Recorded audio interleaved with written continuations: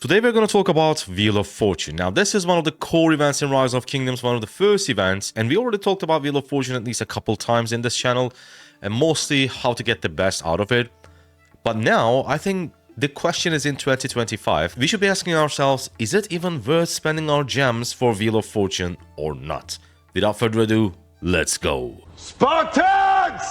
What is your profession? Now first of all, let me clarify this. When I talk about events, some of you are saying that, Spartan, did you take speed ups into account or resources, whatever?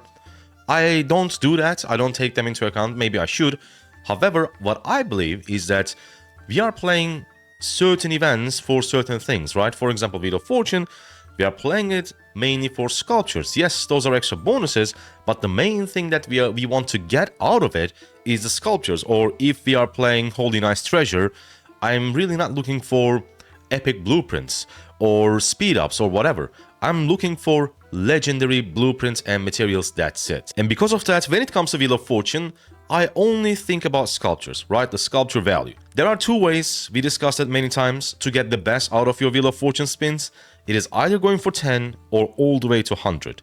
Anything in between is going to give you less and less, I don't want to say rewards, but it's going to give you less return per gem that you spend. Now, low spender, 10, high spender, 100. That was the general, or like a mid spender, or maybe you saved a bunch of gems. Going to 100 was the general rule of thumb. However, now in 2025 in Rise of Kingdoms, I feel like even if you do have the gems, spinning Wheel of Fortune to 100, I think it's not worth it. Because we play with commander pairings, right? And for that, we need three things. Now let's think of those commanders or pairings as, let's say, a plane. To be able to make it work, that pairing or that plane work, we need a fuel and we need a pilot. Without the fuel or pilot, that plane is useless. Just like commanders.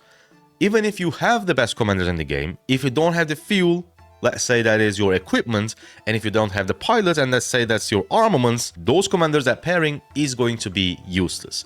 And the reason why I'm saying that is because I think right now the rate that we can acquire legendary commander sculptures is quite fast compared to other two things, which is our fuel and pilot, equipment and armaments. Because for equipment, we need the blueprints, we need the materials, and crafting them are not enough.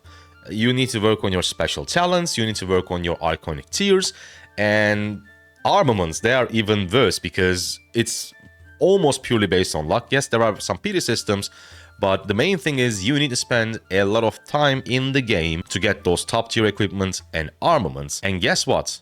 When you spend time in the game, you get sculptures for free.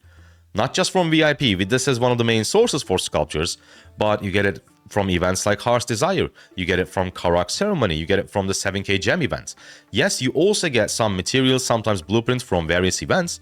However, as I said, the rate between acquiring them, the speed of acquiring them is way different than each other.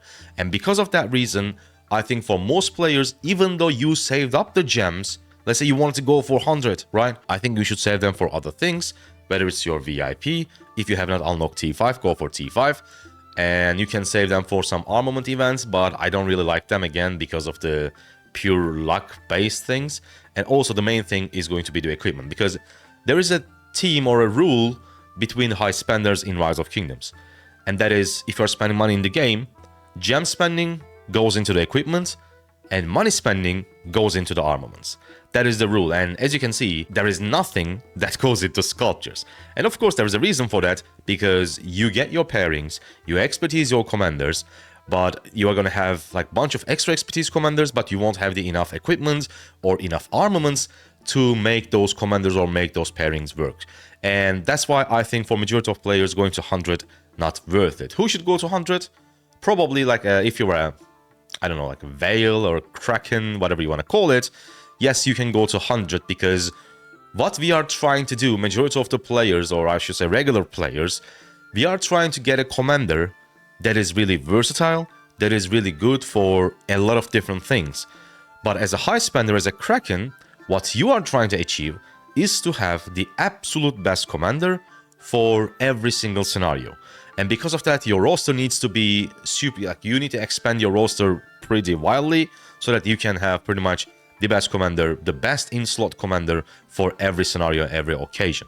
And for you, yes, you can go to 100 and it's not going to be a problem for you anyways. Obviously, you're a whale, you probably have like hundreds of thousands of gems, so spending some amount shouldn't be a problem for you. Now, the only two scenarios that I would spin Wheel of Fortune is, number one, I think you should still go for 10. This is amazing value because you get 3 free spins and in total, and 3 50% spins anyway. So that's 6 spins in total. Then you spin 5 times, 3,600. You get the 5 sculptures for the commander.